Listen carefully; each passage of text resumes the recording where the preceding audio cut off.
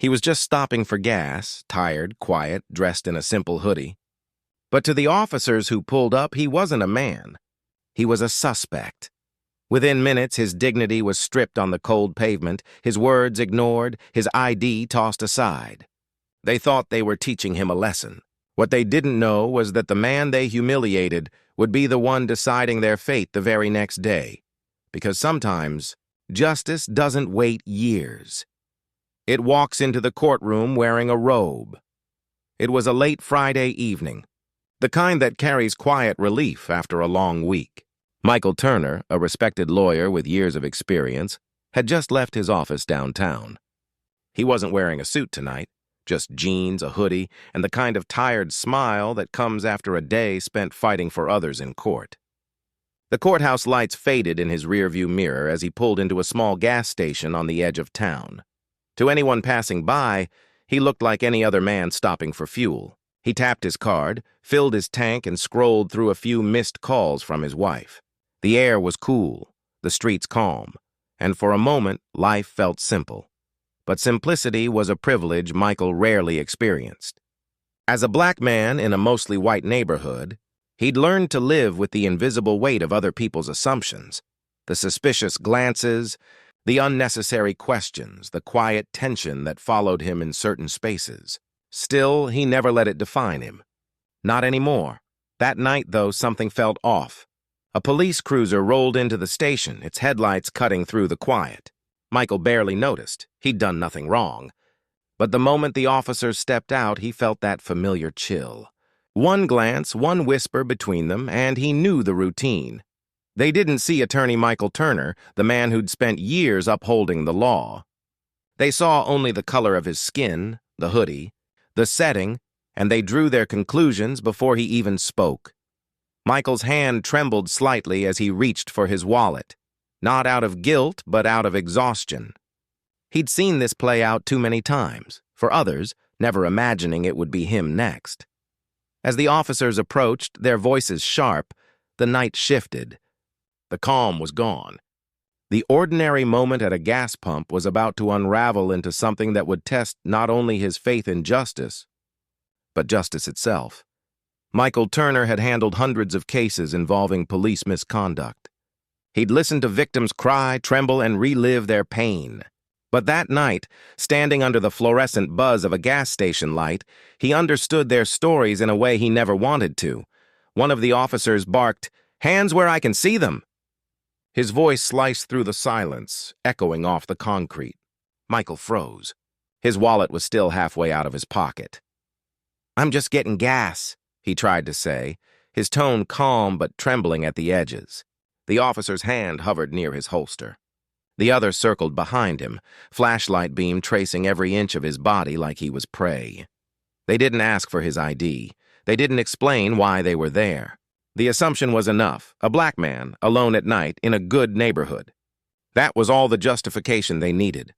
Michael's heart thudded in his chest, a rhythm of disbelief and restraint. He'd lectured police departments on civil rights law. He'd written about accountability. But none of that mattered here. His degrees, his title, his spotless record, none of it shielded him from the power of a badge and a bias. "Step away from the car," one ordered. He obeyed. Slowly, carefully. The ground felt uneven beneath his shoes. Not from the pavement, but from the weight of humiliation pressing down on him. They asked where he was going, what he was doing, who the car belonged to. When he answered, they didn't listen. They had already decided the story: suspicious man, stolen vehicle, possible threat. Then came the handcuffs. Cold steel locked around his wrists. The sound clicked through the air like a verdict. People driving by stared, some slowing down just long enough to confirm what they thought they saw: a black man under arrest. No one asked why. No one questioned it. At the station, it got worse. The same tired smirks, the same condescending tone. One officer joked about another one thinking he's above the law. Another said he fit the description of a suspect from earlier that week. Michael didn't argue. He knew how quickly defiance could be mistaken for danger. He kept his eyes low, his words measured. Inside, though, his mind was racing, every second catalogued, every insult remembered. Hours later, after a quick verification, the truth unraveled. The car was his. The ID was valid. The suspect they thought they caught didn't even match his age or build. They released him without apology. Just a shrug and the words, "You're free to go." Free. The irony stung. They'd taken his freedom, his dignity, and his peace of mind, all within the span of an hour. As Michael walked out into the night, the city lights blurred through a mix of exhaustion and fury. He knew he couldn't let this go. But revenge wasn't his language, justice was. What the officers didn't know was that their actions that night had consequences far beyond the gas station. Because come Monday morning, in a courtroom downtown, they'd see a familiar face. Not behind bars, but behind the bench. And when they did, the silence that followed would say everything. Words never could. Monday morning arrived like any other in the city courthouse. Rows of officers, attorneys and defendants waiting for justice to take its turn. But behind the heavy oak doors of courtroom 3B, a storm was quietly building. The same officers from that gas station night, still unaware of who Michael Turner truly was, stood in front of the bench, shuffling papers, joking under their breath. They were there for a disciplinary hearing following a complaint of misconduct. They thought it would be routine, another case dismissed. Then the door opened. Silence fell. Michael walked in wearing the black robe of authority, the same color they once used to justify suspicion. The air seemed to thicken as the officers' laughter stopped mid-breath. Recognition hit them like a wave. Their eyes widened, faces drained of color. He didn't say a word at first. He didn't have to. His presence alone was a reckoning. The man they'd humiliated, handcuffed, and dismissed now held the power to decide their fate. The courtroom clock ticked loud enough to be heard over the stillness. Every second felt like justice reclaiming its place. Michael looked down at them, his expression calm yet unshakable. "Before we begin," he said finally, his voice steady, "I want to remind everyone in this courtroom of one truth. The law sees no color, no uniform, and no exceptions." The words echoed across the room. The officers lowered their heads. In that moment, it wasn't revenge Michael felt. It was something heavier, vindication wrapped in sorrow. Because no victory could erase what had been done, but for the first time, they understood what power really meant, not the kind that comes from a badge, but the kind that stands for something greater. And as Michael raised his gavel, ready to begin the hearing, a single thought crossed his mind, that sometimes the loudest justice doesn't come from shouting or anger, but from silence that forces the world to listen, the same silence they once used to ignore him. When the gavel struck that morning, it wasn't just the sound of a hearing beginning. It was the echo of a truth long ignored. Michael Turner didn't need to raise his voice or deliver punishment to make his point. His very presence was enough to remind everyone in that courtroom that justice, when given the chance, can turn the world upside down. The officers who once looked down on him now stood in quiet disbelief. Their arrogance had faded, replaced by the same discomfort they'd once inflicted on others. For the first time, they were forced to see him, not as a suspect, not as a stereotype, but as a man. The hearing was short. The facts were clear. Their misconduct was undeniable, and the consequences followed. But for Michael, this was never about revenge. It was about accountability, and about something deeper, dignity. When the courtroom emptied, he sat for a long while in silence. The same hands that had once trembled under the weight of humiliation now rested calmly on the bench of justice. He thought about his father, who'd taught him to believe in a system that didn't always believe in him. He thought about the clients he'd defended, those who never got the chance to tell their side of the story. And he thought about how easily his own name could have been another hashtag, another news headline, another forgotten case.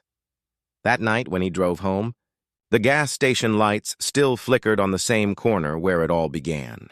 For a brief moment he pulled over, not to relive the pain but to reclaim the space. The same spot where he'd once been seen as a threat now held a quiet reminder of how far he'd come. But deep down, he knew his story wasn't unique. His position might have changed, but the system hadn't. For every Michael Turner who could stand behind the bench, there were hundreds still standing on the other side of it, facing judgment they didn't deserve, and that truth stayed with him. He began speaking publicly, not about his personal victory, but about the countless others who wouldn't get one. His story became a lesson, not just in resilience, but in perspective. Because what happened to him wasn't about one bad night or two careless officers. It was about a pattern, a wound that America keeps reopening. He often told his audiences, the most dangerous kind of injustice isn't loud, it's quiet.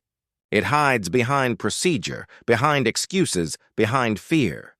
And when he said those words, people listened, because he wasn't speaking as a victim. He was speaking as a mirror, showing the world what it too often refuses to see. In time, the story spread beyond that small-town courthouse. News outlets picked it up, headlines spun their own versions, but the truth stayed simple. Justice had come full circle. And not because the system fixed itself, but because one man refused to let it break him. Years later, when young law students asked him what he'd learned from that night, Michael would pause before answering. Then he'd say, "The law can punish wrongdoing, but it can't teach humanity. That part is up to us." He never forgot what it felt like to be powerless, and that memory became his compass. Every ruling, every case, every voice he listened to in his courtroom carried the weight of that night. Because justice, he realized, isn't just about balance, it's about memory. And sometimes, the only way to move forward is to remember who we once were and who we refuse to become. And so his story stands as a quiet question to everyone watching. How many more will have to prove their worth before being seen as human? How many more must endure humiliation before we call it what it is? Not an accident, not a misunderstanding, but a failure to see. He was just a man stopping for gas. But his story became a mirror for a nation. And maybe, just maybe, that's where justice truly begins.